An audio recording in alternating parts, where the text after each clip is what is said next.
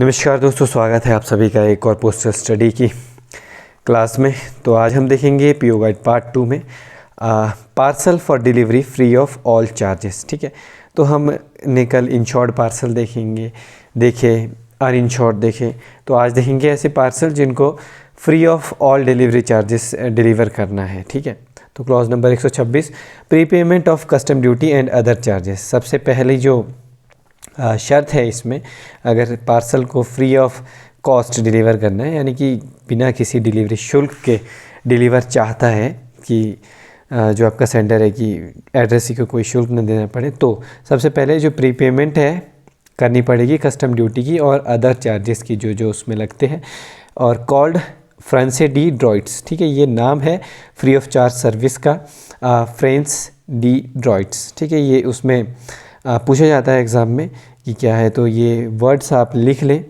अपने नोट्स में। ठीक है, आगे है prepayment covers custom duty, custom clearance fees, delivery charges, special service charges. जो आप प्रीपेमेंट करेंगे कस्टम ड्यूटी और अदर चार्जेस की, उसमें कस्टम ड्यूटी तो होगी, कस्टम क्लियरेंस फीस होगी, डिलीवरी चार्जेस होंगे और स्पेशल सर्विसेज चार्जेस होंगे। ये आपको प्रीपेमेंट करने ज़रूरी है।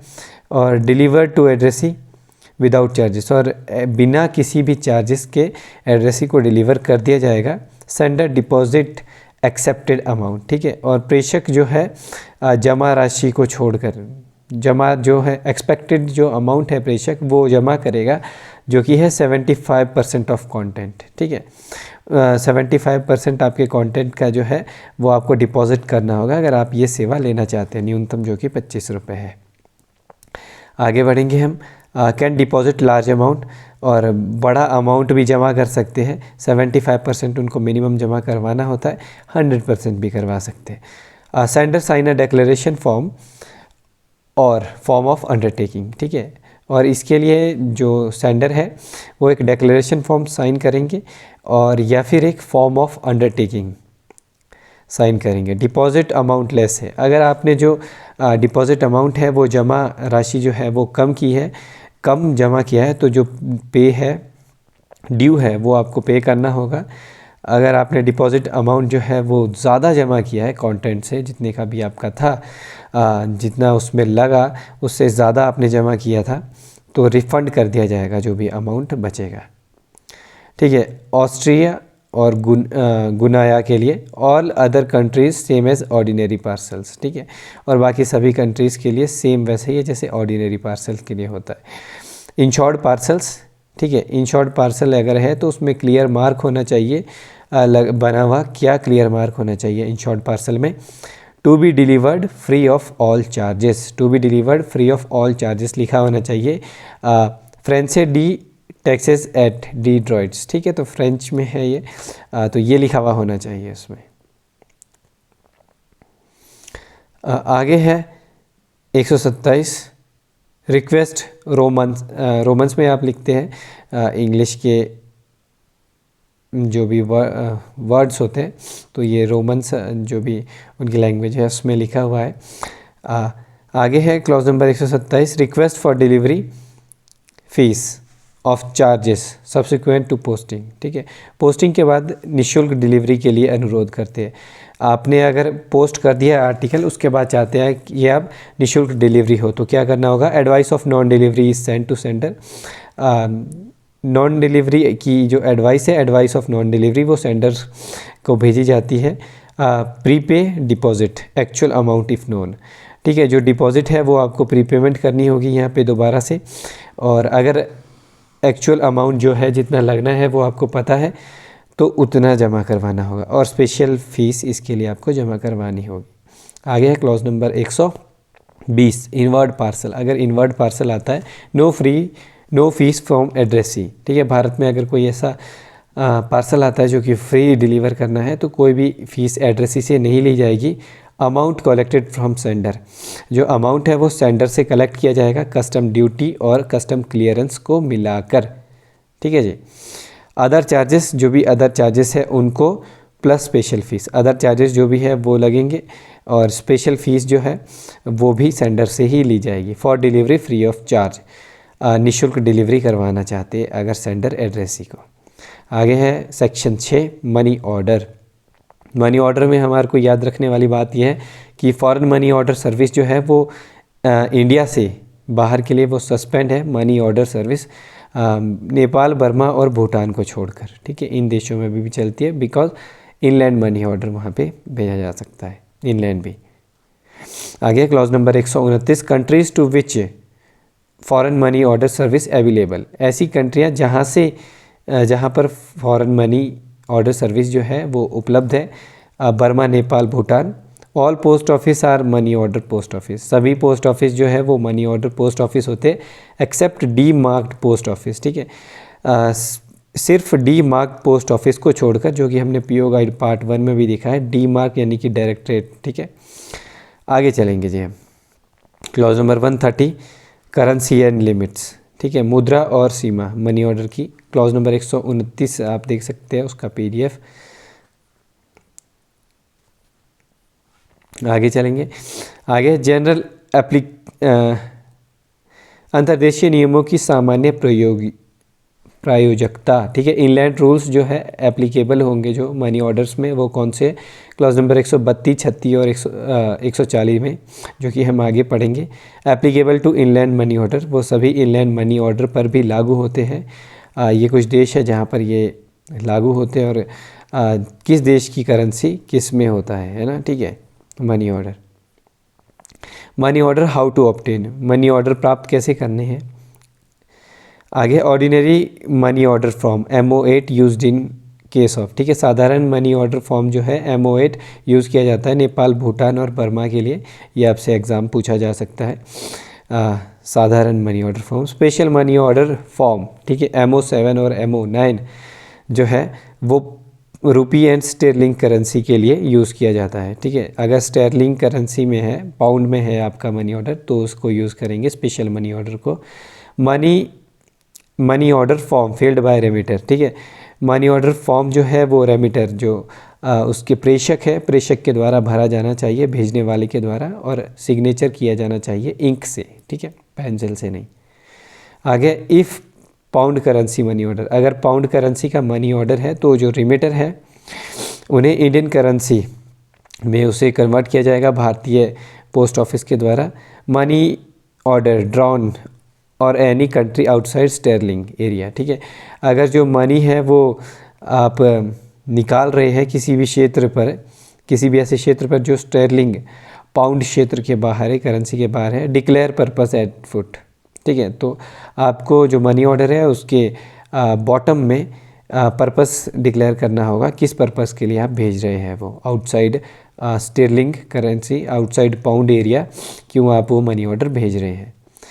आगे है क्लॉज नंबर 133 जो कि कहता है फुल पार्टिकुलर्स ऑफ रिमिटर एंड पे। पूरे पार्टिकुलर्स जो भी विवरण है, रिमिटर होता है जो भेज रहा है, पेई होता है जो उसे प्राप्त करेगा, उसके पूरा नाम होना चाहिए, उन दोनों का पद होना चाहिए अगर वो किसी पद पर कार्यरत है तो, और उनके पूरा एड्रेस होना चाहिए, ठीक है। आगे है क्लॉज नंबर 134 जो कि कहता है हमारा intimation regarding addressee required to be sent by remitter to pay. प्रेषक द्वारा प्राप्तकर्ता को भेजे जाने वाले आवश्यक पते के संबंध में सूचना। पे will receive the money order directly from head of money order office, ठीक है। जो प्राप्त करता है वो मनी ऑर्डर कार्यालय के प्रमुख से सीधे मनी ऑर्डर प्राप्त करेगा, ठीक है। यही सूचना है डायरेक्ट। आगे है clause number 135 booking of foreign money order at branch office, ठीक है। Forward money order to account office for examination. अगर ब्रांच ऑफिस में बुक करे फॉरेन मनी ऑर्डर तो सबसे पहले तो फॉरवर्ड किया जाएगा मनी ऑर्डर को अकाउंट ऑफिस के लिए, जो भी उस ब्रांच ऑफिस का है, SO HO कोई भी, रिटर्न फ्रॉम अकाउंट ऑफिस, और उसके बाद वो रिटर्न होगा अकाउंट ऑफिस से। Money order from delivered to applicant, ठीक है। मनी ऑर्डर फॉर्म आवेदक को दिया जाएगा, फिर आवेदक उसको भरेंगे और उसके बाद एप्लीकेशन जो है applicant present it with required amount, ठीक है। मनी ऑर्डर पहले SO के लिए भेजा गया, HO के लिए, जो भी वहाँ का आपका अकाउंट ऑफिस था, फिर अकाउंट ऑफिस से वो एग्ज़ामिन हो के वापस भेजा गया। उसके बाद मनी ऑर्डर जो फॉर्म है वो डिलीवर कर दिया गया एप्लीकेंट को। अब एप्लीकेंट जो है वो प्रेजेंट होगा, जितना भी उनका आवश्यक पैसा है, जितना उनने भेजना है मनी, उसके साथ में ऑफिस में। ठीक है जी। आगे क्लॉज नंबर 136 रिमिटर्स रिसिप्ट। प्रेषक की रसीद इशू फॉर रिमिटर, प्रेषक के लिए जारी की जाएगी ये हमेशा for money order and commission. Money order और जो मनी ऑर्डर को भेजने में कमीशन पोस्ट ऑफिस लेगा उसके लिए। ठीक है। कोई भी अगर गलती आपको लगती है रिसिप्ट में तो आप एक बारी में पॉइंट आउट कर दें, एक बारी में बता दें उसे। ठीक है, चेक करके। आगे है clause number 137 advice of payment. Money order में अगर एडवाइस ऑफ पेमेंट का यूज़ करना चाहते हैं तो वो शुल्क फीस जो है उसकी all countries except New Caledonia, ठीक है, सभी देशों में न्यू कैलिडोनिया को छोड़कर लगेगी। आगे है remitter for foreign money order is not available और पेड और not paid fees at time of issue. विदेशी मनी ऑर्डर का जो प्रेषक है, भेजने वाला है, वो उपलब्ध नहीं है जारी करने के समय में या फिर शुल्क का भुगतान नहीं करता है तो सेम फीस लगेगी जो भी उसमें फ़ीस होती है, और एडवाइस ऑफ डिलीवरी भी लगेगा। ठीक है। आगे है नोट है यहाँ पे एक इम्पॉर्टेंट है। Fees for an advice at time of issue of money order जो है paid by stamps affixed on money order form. ठीक है। एडवाइस ऑफ डिलीवरी के लिए मनी ऑर्डर इशू करते समय जो आप फीस पे करेंगे वो स्टैम्प्स के रूप में पे करेंगे, जो कि आप मनी ऑर्डर फॉर्म में लगाएंगे।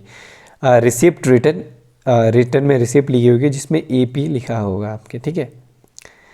आगे है ऑल्ट्रेशन और रिफंड, परिवर्तन या फिर धन वापसी मनी ऑर्डर का। इफ़ नॉट पेड, अगर भुगतान नहीं किया गया है तो वापस हो सकता है। आगे है सबसे पहले क्या क्या करना होगा उसके लिए। Apply in return to post master, post master को लिखित में आवेदन करना होगा जिसमें आप पूरी डिटेल्स लिखेंगे अपना, और इनक्लोज्ड रिसिप्ट को उसके साथ क्लोज करके भेजेंगे। Post office communicate with foreign country, और उसके बाद जो आपकी कंप्लेंट है उसमें पोस्ट ऑफिस फॉरेन कंट्री के साथ कम्युनिकेट करेगा कि क्या प्रॉब्लम है, क्यों आपका वो मनी ऑर्डर नहीं भुगतान किया गया है। अगर कैंसलेशन करना चाहते हो आप तो अमाउंट रिफंड नॉट कमीशन। ठीक है। अगर कैंसलेशन हो जाती है या फिर रद्द हो जाता है तो आपका जो अमाउंट है वो रिफ़ंड हो जाएगा, बट जो कमीशन है मनी ऑर्डर की वो कमीशन नहीं होगी वापस। No second commission will be charge, और कोई भी सेकंड कमीशन कैंसलेशन के केस में चार्ज नहीं की जाएगी फॉर कैंसलेशन के लिए और ऑल्टरिंग एड्रेस के लिए। ठीक है। आगे if remitter want to have the amount paid to third person. ठीक है। अगर जो रिमिटर है वो चाहते हैं कि वो जो अमाउंट है अब तीसरे व्यक्ति को पे किया जाए, जो उस समय पे ही था उसको ना हो के किसी तीसरे व्यक्ति को पे किया जाए, अप्लाई करना होगा। इसके लिए भी रिटर्न में पोस्ट मास्टर को पूरी डिटेल्स लिखनी होगी, प्लस रिसिप्ट आपको उसके लिए भी आपको देनी होगी, और यहाँ पे on payment by remitter second commission. ठीक है। और यहाँ पे आपको सेकंड कमीशन देना होगा अगर आप तीसरे व्यक्ति को डिलीवर करवाना चाहते हैं अपना मनी ऑर्डर। जो सेकंड कमीशन लगेगा वो सेम वैसा ही लगेगा, सेम एज़ फर्स्ट कमीशन। ठीक है। सेम रेट वही लगेगा जो पहले कमीशन के लिए आपसे लिया गया था। आगे payment of money order abroad, विदेश में मनी ऑर्डर का भुगतान किस प्रकार किया जाएगा। Foreign money order issued in India, ऐसे मनी ऑर्डर जो कि भारत में इशू किए गए थे, भारत से जारी किए गए थे, paid in currency of destination country. ठीक है। आप भारत से उसे रुपीज़ में अगर आपने भेजे हैं तो डेस्टिनेशन कंट्री की जो भी आपका करेंसी है उसी में वो पे होगा, रुपीज़ में ही नहीं होगा। Payment depends on regulation of country, और जो पेमेंट है मनी ऑर्डर की वो डिपेंड करती है कि उस कंट्री की क्या रेगुलेशंस है, क्या उसके नियम है, उस पर डिपेंड करता है। Money order route include another country, अगर आपका मनी ऑर्डर ऐसे भेजा जा रहा है, यानी कि आप इंडिया से भेजते हैं और किसी ऐसे देश में भेजते हैं जहाँ पे बीच में कुछ कंट्रीज़ है जहाँ से होकर उस मनी ऑर्डर को जाना है, तो deduction by intermediate country from amount of money order, तो मनी ऑर्डर का जो आपका टोटल अमाउंट है उसमें से डिडक्ट किया जाएगा इंटरमीडिएट कंपनी, यानी कि इंटरमीडिएट कंट्री के द्वारा, जो भी बीच में उस रास्ते जिस देश से होकर वो जाएगा वो देश उससे अपना कमीशन काट लेगी। ठीक है। डिडक्शन कर लेंगे मनी ऑर्डर से। आगे नॉन पेबल मनी ऑर्डर, ऐसे मनी ऑर्डर जिनका पेमेंट नहीं हुआ है। Money order return bye foreign country, यदि विदेश की कंट्री के द्वारा जो है किसी भी देश के द्वारा मनी ऑर्डर लौटाया जाता है एज नॉन पेएबल, ठीक है, नॉन पेएबल के रूप में अगर लौटाया जाता है तो अमाउंट रिफ़ंड होगा पर कमीशन रिफ़ंड नहीं होगी मनी ऑर्डर के केस में। ये हमने पहले भी बात किया है, ठीक है, तो ध्यान में रखने वाली बात है क्योंकि एग्ज़ाम में पूछा जाता है ये। क्लॉज नंबर 141 से आगे हमारा payment of money order from foreign countries. ऐसे मनी ऑर्डर जो कि भारत के लिए इशू किए गए हैं किसी और कंट्री से, उनकी पेमेंट कैसे होगी? Prepared by office of exchange. Office of exchange जो होता है उसके द्वारा ये प्रिपेयर किए जाते हैं। Amount converted to Indian currency. मान लीजिए पाउंड में आपका मनी ऑर्डर आया था तो उसको ऑफिस ऑफ एक्सचेंज के द्वारा रुपीज़ में कन्वर्ट किया जाएगा और उन्हीं के द्वारा ये प्रिपेयर किया जाएगा, same as inland money order. और उसकी पेमेंट जो है सेम इनलैंड मनी ऑर्डर की होती है, जैसे अंतर्देशीय मनी ऑर्डर की वैसे ही होगी।